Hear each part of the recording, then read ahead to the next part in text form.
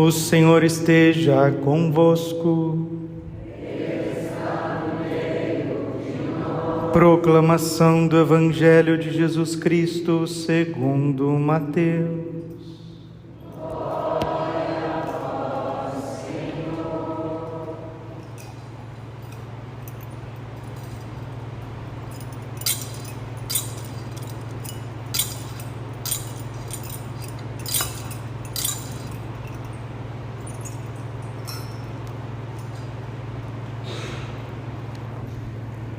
Naquele tempo, a fama de Jesus chegou aos ouvidos do governador Herodes. Ele disse aos seus servidores: é João Batista que ressuscitou dos mortos, e por isso os poderes miraculosos atuam nele.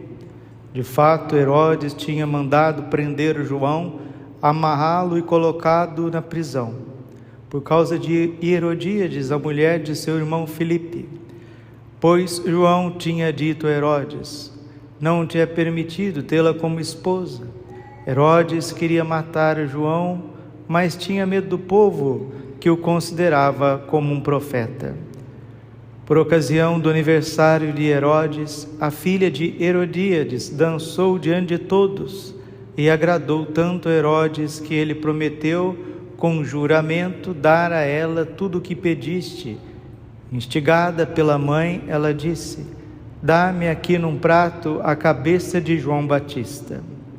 O rei ficou triste, mas por causa do juramento diante dos convidados, ordenou que atendesse o pedido dela e mandou cortar a cabeça de João no cárcere. Depois a cabeça foi trazida num prato, entregue à moça, e essa levou para sua mãe. Os discípulos de João foram buscar o corpo e o enterraram. Depois foram contar tudo a Jesus. Palavra da salvação.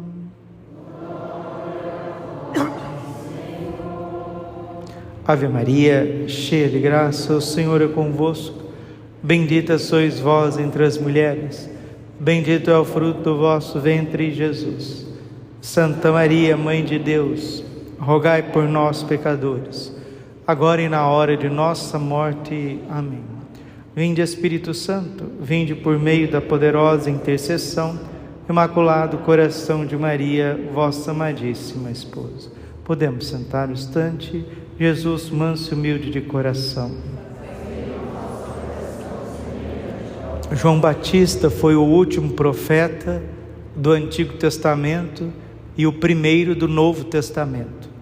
São João Batista é a ponte entre Israel e a igreja. O culto de Israel que vai acabando e o culto católico que vai nascendo. O judaísmo existe em função de nosso Senhor Jesus Cristo. Se não fosse para que Jesus nascesse, não tinha por que Deus fundar um povo. E o judaísmo, o povo de Israel, é o germe da Santa Igreja Católica, porque no coração de Deus, com a cruz de nosso Senhor Jesus Cristo, de São Paulo aos Efésios, o muro que separava os judeus dos pagãos caiu. Esse muro caiu. Essa separação já não existe mais. E enquanto os judeus estão meio que velados para o mistério de nosso Senhor Jesus Cristo, o Espírito Santo, através dos apóstolos, saiu de país em país, de continente em continente, de nação em nação, para fazer discípulos. Todo aquele que crer, for batizado, será salvo. Quem não crer, será condenado. A igreja é a reunião. A palavra igreja vem do grego ekalen, eclésia, que significa reunião. No hebraico se diz kahal, no grego ekalen, no latim eclésia, significa reunião, assembleia. Deus veio reunir todos os povos para que todas as nações vos glorifiquem, ó Senhor, todas as nações vos glorifiquem. Então agora é o tempo das nações. Padre, o que é o tempo das nações? O tempo das nações é o tempo que Deus estabeleceu para que os povos se convertam. Deus estabeleceu um templo para Israel se converter. Os primeiros profetas vieram, Elias, Enoque, Elias, Eliseu, Enoque, os grandes profetas que vieram a Israel, e o último de todos os profetas foi São João Batista. Depois que ele foi decapitado, depois que ele foi rejeitado, depois que ele foi capturado, o que ocorreu? Anos depois, a paixão do nosso Senhor Jesus Cristo. Jesus também foi capturado, traído, vendido, e Jesus foi pregado numa cruz. Com a morte de Jesus, nasce a Igreja Católica. Do lado aberto de Jesus, nasce a Igreja Católica. E como Deus predispôs um tempo para a conversão de Israel, Deus também predispôs um tempo para a conversão de todas as nações. E esse tempo da conversão de todas as nações, como ele tem um tempo, todo tempo tem um começo, um meio e um fim, o tempo para a conversão das nações está chegando no fim. E é esse fim do tempo que Deus estabeleceu para as nações se converter, é que a gente chama de fim dos tempos. Fim dos tempos não é o fim do mundo, fim dos tempos é o tempo das nações, porque Deus não tem como julgar os povos, as nações, os países na outra vida, ensina Santo Agostinho. Por isso Deus estabeleceu um tempo para julgá-los ainda nesta terra, ainda neste mundo. Lucas capítulo 4, versículo 14: o Espírito do Senhor está sobre mim, Ele me enviou para anunciar o Evangelho, a boa nova aos pobres, aos pequenos, aos cegos, aos encarcerados. Ele me enviou para inaugurar o ano da graça do Senhor. Padre, o que é esse ano da graça? É o tempo que Deus estabeleceu para que os povos pudessem se converter. E a igreja tem esse mandato, ela tem essa missão: ide pelo mundo inteiro e fazei todos meus discípulos, ensinai tudo aquilo que vos prescrevi. E a igreja está aqui na terra para levar as pessoas a nosso Senhor Jesus Cristo, assim como São João Batista estava em Israel para levar os judeus a Cristo, e São João Batista completou a sua missão. Depois que São João Batista completou a sua missão, muitos israelitas não quiseram se converter, outros tantos se converteram a nosso Senhor Jesus Cristo. Depois de Pentecostes, muitos se batizaram, se fizeram cristãos, se uniram aos apóstolos, outros não. Aí Jesus disse para eles, Mateus 24, versículo 2: vocês estão vendo todas essas pedras, este templo magnífico? Em verdade vos digo, não sobrará pedra sobre pedra, tudo será destruído. O último profeta que veio a Israel foi São João Batista.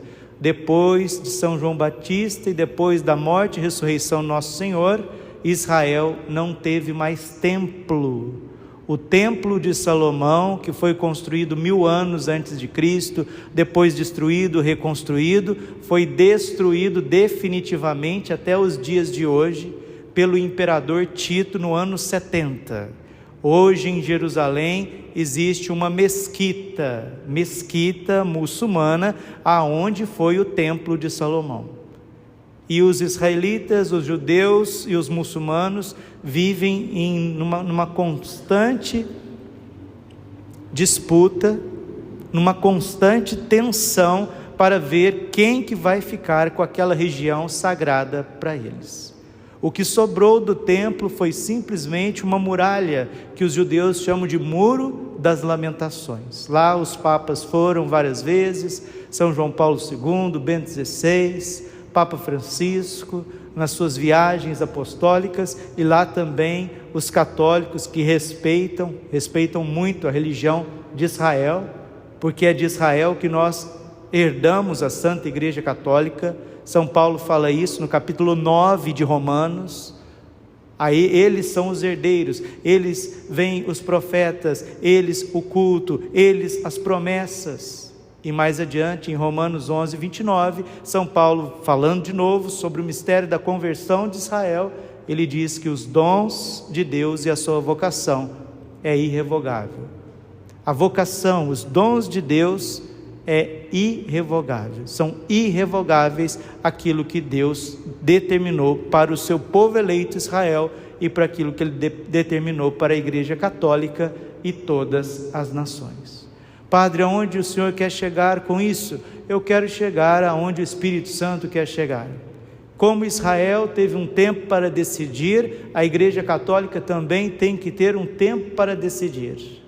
Como os povos ao redor de Israel precisaram decidir depois do Pentecostes por Jesus, as nações de toda a terra também vão ter que decidir por Jesus. São João Batista, o último profeta, Nossa Senhora, a Rainha da Paz, a profetisa destes tempos. Não é à toa que Nossa Senhora diz que depois desta aparição dela em Medjugorje, não haverá mais aparições. Significa que o tempo das nações está próximo. Completou-se o tempo, o reino de Deus está próximo. Convertei-vos, fazei penitência e crede no Evangelho. Nossa Senhora apareceu em Fátima, pedindo os 5 primeiros sábados, a confissão e a comunhão reparadora, para que as pessoas, os países, os povos, os governantes, as nações, as raças, as etnias que estão fechadas ao Evangelho pudessem se converter. Nossa Senhora pediu uma consagração expressa da Rússia até o ano 1960. Se a Rússia não fosse consagrada até o ano 1960 e fosse lido o terceiro segredo de Fátima, a Rússia espalharia os seus erros pelo mundo, perseguiria a igreja, perseguiria o Santo Padre, os bispos, os bons católicos, e aconteceria uma tragédia na face da terra, uma terceira guerra mundial, um terceiro conflito mundial. Os sinais que Nossa Senhora predispôs no século XX, nós estamos tateando, nós estamos vendo todos eles, tintim por tintim, um por um. Nossa Senhora falou de uma inédita viagem de um Papa à Rússia. Nossa Senhora falou de um pré-aviso, falou de um sínodo com um tema importante. Nossa Senhora falou que o comunismo voltaria e tomaria conta do mundo inteiro. Nossa Senhora falou de uma perseguição aos cristãos. Nossa Senhora disse que chegaria um tempo onde os padres não teriam liberdade para abrir as igrejas e celebrar a Santa Missa. Eu acho que Nossa Senhora não mente, e os fatos falam por si mesmos. Se os videntes de Nossa Senhora, as crianças, adolescentes, fossem lunáticos, perturbados, os santos não creriam nas suas mensagens. Padre Pio, São José Maria Escrivá, Madre Teresa de Calcutá, os grandes teólogos. O Papa São João Paulo II, ele dizia: se eu fosse simplesmente um pároco, eu iria a Medjugorje com a minha paróquia todo mês. E deu as sandálias, os sapatos dele, papais, a Miriana Soldo. O Padre Pio deu as suas luvinhas, embebida com seu sangue, para Conchita Gonzalez de Garabandal. Será que os santos não têm discernimento espiritual? Será que o Papa Paulo VI estava alucinado quando ele disse que Garabandal é o maior fenômeno na Terra depois do Apocalipse? E nós estamos vivendo tudo isso, meus irmãos, e precisamos estar preparados. Esses dias eu estava revendo algumas mensagens de Nossa Senhora, também vendo algumas coisas que conversei com o Padre Duarte Lara. O Padre Duarte Lara disse assim: nós já sabemos o que nós temos que fazer, agora nós temos que fazer, simplesmente assim. Nós já sabemos o quadro profético, nós já sabemos o que está acontecendo, nós sabemos que Nossa Senhora falou de um cisma, de uma crise que racharia a igreja. Nós já sabemos de tudo isso. Estamos vendo esse conflito no leste europeu que está prestes a eclodir por toda a Europa. Estamos percebendo as inversões de valores, percebendo as pestes, as doenças que estão cada vez mais em voga. Os países que já rasgaram, na maioria dos países estão rasgando a Constituição de cima a baixo, guerras civis, revoluções. Nós estamos vivendo neste tempo. Quando o padre Gobi veio à Canção Nova, rezou um belo cenáculo num desses sábados, desses primeiros sábados. Aí depois que ele rezou, Nossa Senhora deu uma mensagem, o padre Gobi rezou, fez a consagração, entregou o coração, entregou a Canção Nova, o Brasil, a Nossa Senhora. Depois, na convivência ali no lanche, foram perguntar para o padre Gobi, isso na década de 90, viu? Comecinho da década de 90, foram perguntar ao padre Gobi quando é que ia acontecer essas coisas que Nossa Senhora prediz no livro azul e nas suas mensagens. O padre Gobi começou a brincar com as pessoas, sorria ali com as pessoas e disse: meus filhos, vocês estão parecendo crianças que estão brincando na chuva, perguntando quando é que vai chover. Nós já estamos vivendo, meus irmãos. Agora nós precisamos fazer o dever de casa. Vamos para a parte muito prática dessa homilia. Primeira coisa, diante de tudo isso, sabendo que o tempo está próximo, o reino de Deus está próximo, completou-se o tempo. Marcos 1,15 está falando isso para Israel. E São João Batista foi o último profeta para Israel. Hoje o Senhor está falando para a igreja, para a humanidade, completou-se o tempo, o reino de Deus está próximo. Está falando para as nações. E Nossa Senhora de Medjugorje, que apareceu no dia de São João Batista, 24 de junho de 1981, está dizendo que o tempo está próximo. A partir desse tempo que Deus estabeleceu para Israel se converter, depois do martírio de São João Batista, desencadeou uma série de fatos em Israel, e até hoje eles não têm templo, eles não têm sacerdotes, eles não têm culto e vivem sitiados por todos os países, por muitos países ao seu derredor. A mesma coisa acontecerá com a igreja. A igreja tem esse tempo para levar Jesus aos corações, mas se ela fraquejar, se ela não crer, se ela não prosseguir, Deus vai vir para julgar as nações. Mas padre, está escrito na Sagrada Escritura que as portas do céu as portas do inferno não prevalecerão contra a igreja. Sim, a igreja é indestrutível, nada e ninguém pode destruir a igreja. Mas uma coisa, meus irmãos, é o termo destruir. Outra coisa é o termo padecer. Jesus nasceu? Nasceu. Jesus cresceu? Cresceu. Jesus se desenvolveu? Desenvolveu. Jesus teve uma vida pública? Jesus teve uma vida pública. Jesus completou o seu tempo? Jesus completou o seu tempo. Jesus foi traído? Foi traído. Jesus foi capturado? Ele foi capturado. Jesus foi preso? Jesus foi preso. Jesus foi impedido de pregar? Jesus foi impedido de pregar.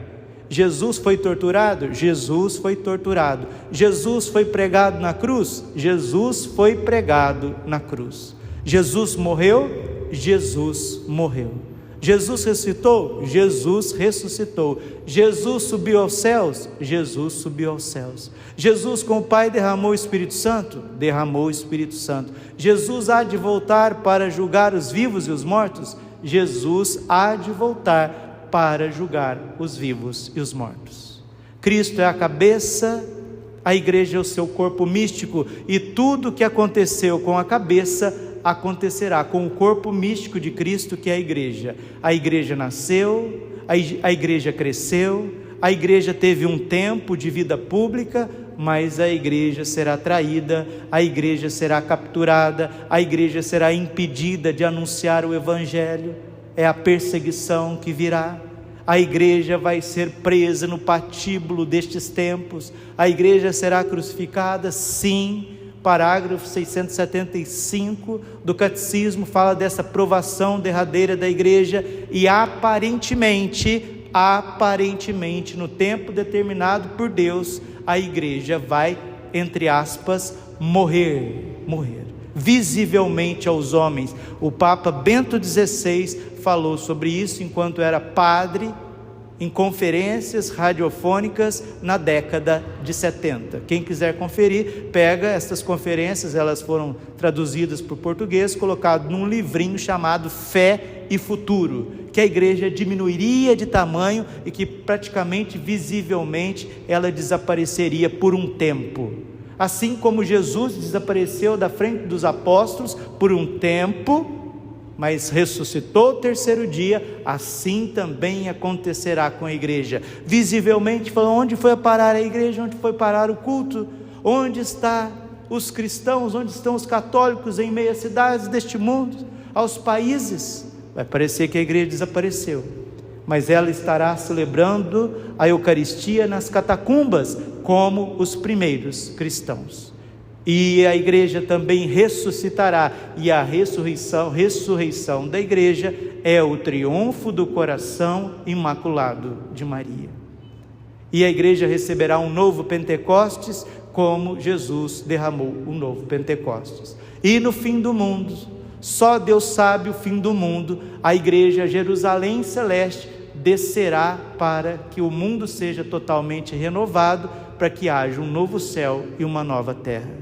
Agora nós precisamos fazer o nosso dever de casa, estar na graça de Deus, rezar ao menos o terço todos os dias, fazer visita ao Santíssimo Sacramento, aprender a rezar, aprender a fazer pão, aprender a fazer crochê, aprender a plantar uma batata, uma cenoura, uma couve, aprender a passar, a lavar, aprender a escrever, tocar um instrumento, aprender uma língua, aprender da catequese, aprender a falar, aprender a nadar, viver normalmente, viver bem. Esse é o nosso grande dever nestes tempos. Aprender a amar os irmãos, porque daqui para frente, quem não souber contentar com pouco, não vai ter nada, porque nós precisaremos viver da providência de Deus, meus irmãos. Já vivemos da providência, mas precisaremos aprender muito mais. Se já vivemos da providência, teremos que aprender muito mais. Precisamos aprender a conviver com as pessoas, precisamos aprender nestes tempos ficar com o essencial, precisamos crescer espiritualmente, porque no momento certo, na hora certa, tudo irá acontecer. Quando o mundo chegar no auge, no ápice de uma grande confusão, Deus enviará um novo Pentecostes, uma iluminação de todas as consciências. E sabendo que nós estamos já no limiar de tantas coisas, nós temos que estar preparados, porque daqui para frente os cristãos serão cada vez mais incompreendidos, cada vez mais perseguidos, cada vez mais rotulados, criticados. A inversão de valores chegará na esfera de uma verdadeira insanidade, onde que a lei dos povos, a lei jurídica, a lei da Constituição e a lei divina, os 10 mandamentos, praticamente não vão existir mais. Nossa Senhora, nas suas mensagens, ela sempre repete assim: filhinhos, viveis num tempo pior do que do dilúvio. Vamos entender o que Nossa Senhora quer dizer com isso. Que no tempo do dilúvio era o tempo onde se reinava a confusão, porque não existia lei nas nações, nos países, nos povos, não existia Constituição e não existia ainda os 10 mandamentos. Era uma confusão, uma desordem generalizada. Hoje, se você quiser levar as coisas muito a sério, desculpa, você vai ficar doente.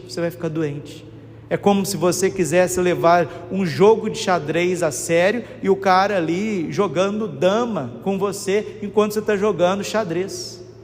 É quando você quiser jogar futebol, o cara ali, o outro time pegando a bola com a mão, jogando handball, e você se descabelando, tentando explicar para ele que você está jogando futebol.